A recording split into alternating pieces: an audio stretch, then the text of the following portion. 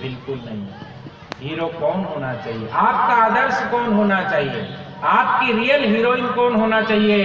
तो ध्यान रखना, मैं बता रहा हूं, रानी पद्मावती का नाम मत भूलना, रानी दुर्गावती का नाम मत भूलना, रानी लक्ष्मीबाई का नाम मत भूलना। मदारसा, गाल्गी, कुंती, द्रौपदी, सीता, अनुसुईया, ये आपकी आदर्श, आपकी हीरोइन होनी चाहिए। और आपके छत्रपति शिवाजी, राणा प्रताप, राणा सांगा, राणा कुंभा, भगत सिंह, चंद्रशेखर जैसे हीरो होना चाहिए हमारे। और वो कब मानेंगे? जब हम अपने घरों में उनके फोटो लगाएंगे, क्योंकि आदर्श वही होता है ना जिसका चित्र छपता है। टीवी में कौन दिन भर आ रहे, गई आ रही नचनिया मन और वे नाचने वाले, तो हमारे बच्चे मानते हैं कि यही हीरो है। नहीं, अपने बच्चों को बताइए कि ये हीरो नहीं है, ये तो भांड है। पहले अपनी सभाओं में भांड आते थे ना, अलग अलग भेष बना के, हाँ, कभी सैनिक का वेश, तो कभी साधु का वेश, तो कभी इसका वेश, तो कभी ऐसा। हाँ? वो भांड है, वो पैसे के लिए वेश बनाते हैं। वो अच्छा काम भी करते दिखाते हैं तो पैसा आता है। गुजरात में जब भूकंप आया था, सेवा कार्य के लिए निकले, मुंबई गए, बड़े बड़े क्रिकेटरों, तो तू भूखोज मर रो भाई, नहीं दिए उनने पैसे। दिल्ली गए, दिल्ली की गलियों में संग्रह कर रहे थे। एक जगह गए, झंडे वाला मंदिर के बाहर कुछ भिखारी भीख मांग रहे थे। उनको पता लगा कि ये लोग, भूकंप आया, लोग मर गए, उनकी सेवा के लिए धन मांग रहे। उनमें से 4-5 भिखारी उठ करके आए, और आपने हमसे कुछ नहीं मांगा। हमने कहा आपसे क्या मांगते? तो बोले ठीक है, हम गरीब हैं, हम रोड पे बैठे हैं, हम बहुत कुछ देने में सक्षम नहीं हैं, लेकिन हमारे देश पर संकट आए, देश की समाज पर संकट आए, तो हम बहुत कुछ देने में सक्षम नहीं हैं, लेकिन जितना कमाया है आज का, उतना तो आप ले ही जाओ। अब बताओ हीरो कौन होना चाहिए? वो हीरो होने चाहिए जो टीवी में विज्ञापन करते हैं, एक विज्ञापन के करोड़ों लेते हैं, या वो हीरो होना चाहिए जो रोड पर बैठकर भीख मांग रहा है, लेकिन अपने देश, अपने गरीब और अपनी संस्कृति के लिए उसके पास जितना है वो समर्पित करने के लिए तैयार है। इसलिए आपको अपना गोल चेंज करना पड़ेगा।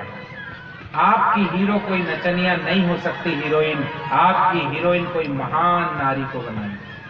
रानी पद्मावती आपका आदर्श होनी चाहिए, राणा प्रताप आपका आदर्श होना चाहिए। और अगर ये आदर्श नहीं होंगे तो फिर समाज नदी की तरह ऊपर से नीचे जाएगा, और जाते जाते अंत में खारा हो जाएगा।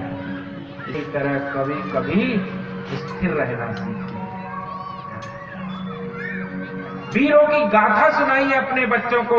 कौन था वो राणा सांगा जिसको 80 घाव लग गए थे, उसके बाद भी बैठने को तैयार नहीं था, तलवार घुमा रहा था। क्या उसका पौरुष रहा होगा, क्या उसका मातृभूमि के प्रति समर्पण रहा होगा, क्या आखिरी श्वास तक लड़ूंगा, बैठने वाला नहीं। अंत में प्राण तो छूट गए, लेकिन तलवार नहीं छूटी। उन महापुरुषों का रक्त हमारी सिराओं में दौड़ रहा है, ये हमारे बच्चों को बताना पड़ेगा। ये महान गौरव जिसको सुनकर पूरा विश्व नतमस्तक है। उज्जैन के एक साहित्यकार अफ्रीका गए, गांव का एक बड़ा मुखिया था, द्विभाषिया साथ में था जो वहां की लैंग्वेज बोलता था। मुखिया झूले पर बैठा झूल रहा था। वो साहित्यकार लिखते हैं, इसलिए वो कहानी लेके आते हैं वहां से। उससे कहा कि इनको मेरा परिचय दो। वो द्विभाषी ने उनको अपनी भाषा में अफ्रीकन में कहा कि ये इंडिया से आया है। वो झूले पे बैठा था, टांग पे टांग रख के आराम। साहित्यकार को लगा कि कहीं मजो नहीं आया यार, कहीं हरू होनू। तो उसने कहा ये तो इसकी भाषा बोल चुका, मैं कहीं बोलूं। तो उसने हाथ जोड़ करके प्रणाम करके कहा, प्रणाम मुखिया जी, मैं भारत से आया हूं। और उसने जैसे ही भारत सुना, वो मुखिया जो तन के बैठा था झूले पे, वो झूले से उतरा और ये साहित्यकार को प्रणाम करके हाथ पकड़ के झूले पे उठा के खुद नीचे बैठ गए। क्योंकि लोग इंडिया को नहीं जानते। जगत में कोई नहीं रे जगत में कहीं नहीं रे। भारत की भूमि से बढ़कर कोई नहीं रे, जगत में कोई नहीं रे, जगत में कोई नहीं रे। भारत की भूमि से बढ़कर कोई नहीं रे, जगत में कोई नहीं रे, जगत में कहीं नहीं रे।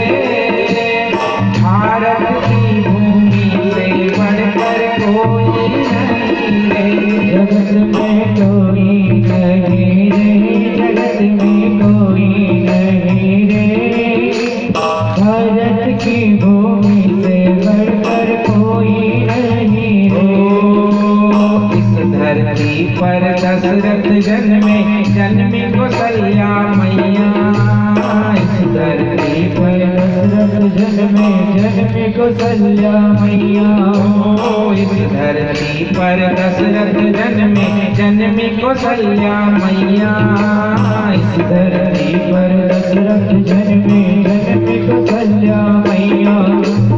इस धरती पर राम जी जन्मे, इस धरती पर राम जी जन्मे, इस धरती पर राम जी जन्मे, इस धरती पर राम जी जन्मे। पर जन्मी सीता मैया, ऐसा कोई नहीं